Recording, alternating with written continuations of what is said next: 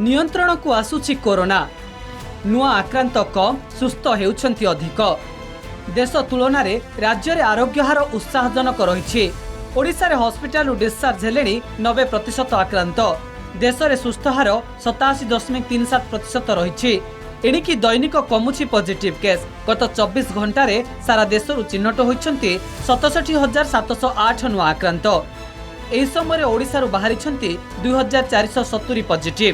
देश में आक्रांतक संख्या 73,07,097 को वृद्धि पाई ओडिशा रे मोट संक्रमित हेले 2,62,11 जन कमुछि दैनिक डेथ केस गत 24 घंटे सारा देश 680 आक्रांत प्राण हराई ओडिशा रे मृत्युवरण करिसेंती आउ 17 जन देश में मोट 1,11,266 जीवन नेलाणी भाइरस राज्य में कोरोना जनित मृत्यु संख्या 1,099 देश में मृत्युहार 1.52% थिबा बेले राज्य में मृत्युहार रही 0.41%।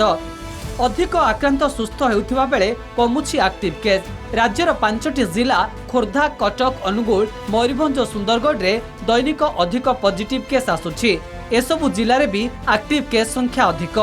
खोर्धारू गत 24 घंटे 368 आक्रांत चिन्हट होइथिबा बेले एक्टिव केस रही 4,109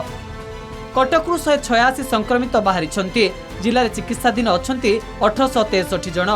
अनुगुल दिनक 70 जन संक्रमित होइथिबा बेले 1,495 कोरोना सक्रिय मामला रही मयूरभंज 24 घंटे चिन्हट होइछंती 134 नुआ आक्रांत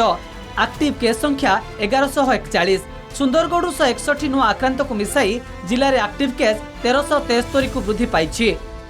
ब्यूरो रिपोर्ट कलिंग टीवी।